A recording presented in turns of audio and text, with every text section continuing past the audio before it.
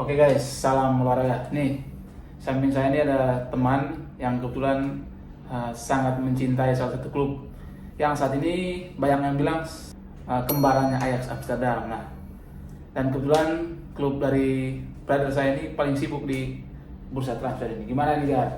Musim ini seoptimis apa lu? Apalagi kan bisa dibilang Ten Hag tuh hampir bawa semua nih orang-orang Bandar ke orang-orang yang pernah pemain dilatih dan dia juga dulu. staff pelatih juga. Oke. Ya. Gue sih mulai senang ketika SJR punya saham di MU. Oke. Dengan dia bawa Ineos itu dan perusahaannya kan, nah itu menurut gue adalah titik awalnya dari perubahan MU. Karena dari dulu tuh emang MU tuh nggak punya football director dan yang lain-lainnya. Nah, sementara klub kayak City pokoknya yang sukses-sukses Ya, itu udah udah maju pada ya. punya semuanya kan. Nah, MU kok aneh banget klub sebesar MU tapi nggak punya struktur organisasi yang bola gitu. Ya. Kita lihat Edward Potter aja sebelumnya CEO-nya MU dia akuntan, orang bankir kalau nggak salah, kan nggak nyambung gitu lah. Ketika SJR masuk itu ada perombakan-perombakan yang dibawa, makanya struktur organisasinya sekarang udah oke. Nah, ketika struktur organisasinya oke, nah Ten Hag jadi lebih tenang nih sekarang. Jadi untuk perekrutan pemain dan analisis pemain tuh dia nggak cuma sendiri. Dulu kan dia sendiri doang, terus mungkin sama asistennya. Cuman kan sekarang udah punya orang-orang yang proper gitu, yang benar-benar ahli di bidangnya, yang bisa diajak diskusi buat kita ngerekrut apa nih dengan gaya permainan yang Ten Hag mau. Akhirnya ya yang kita bisa lihat sekarang rekrutan yang MU sekarang beli gitu, menurut gue oke sih, itu udah oke banget. Emang yang dibutuhin MU banget dan emang sesuai gaya mainan Ten Hag sih. Jadi menurut gue salah satu transfer musim panas terbaik MU sejak terakhir itu dipegang Sir Alex. Asli gue kangen banget. Nah, Kejar, kan banyak nih yang tadi di awal saya singgung kan.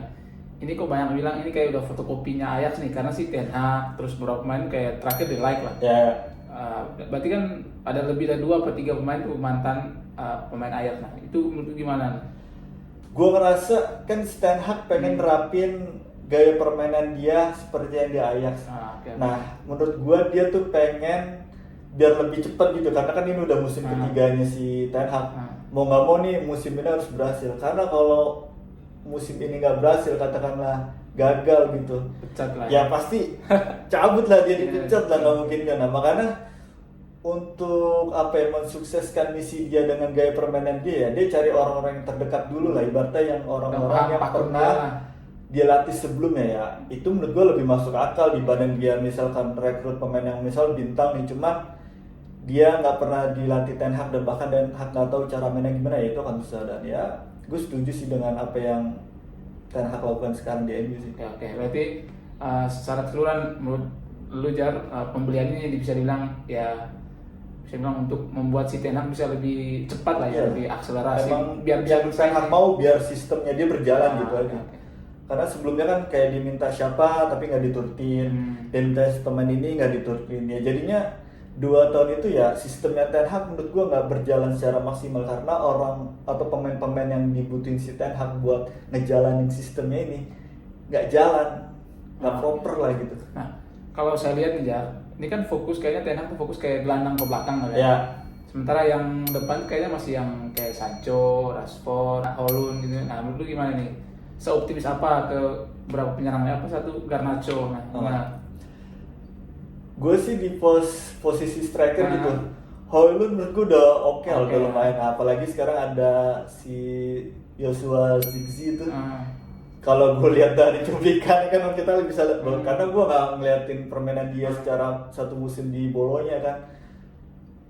Dia emang Ten Hag ini, itu kan? Iya, Ten Hag ini kalau gue lihat dari cara mainnya Højlund, dia emang nyari striker yang bisa dribbling, bisa pergerakan yang bagus. Nah, Højlund bisa dribbling.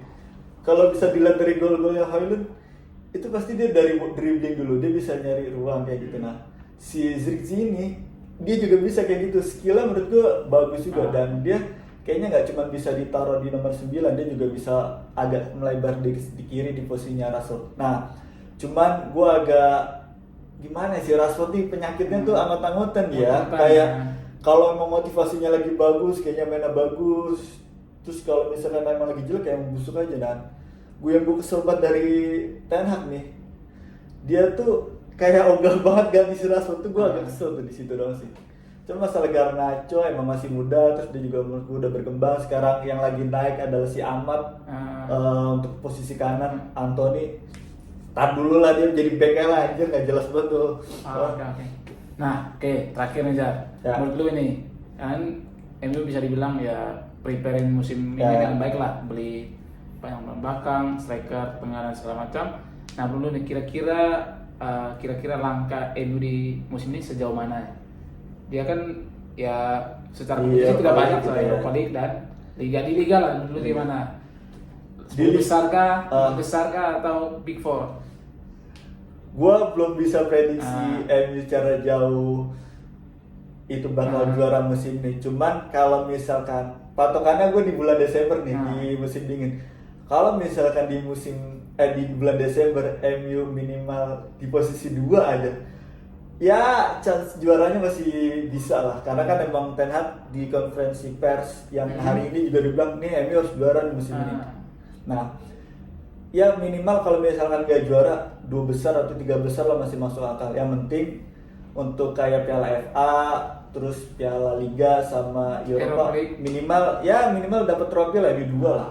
Harusnya sih dapat sih 2 lah minimal. Memang kunci satu tempat Liga Champions lah. Ya. Kan sayang banget ya, ini udah berapa kali nih. Tahun depan emang harus MU ke Liga Champions sih, sayang kalau enggak. Oke Jar, mungkin itu saja dulu Jar, kita Siap. lihat ya.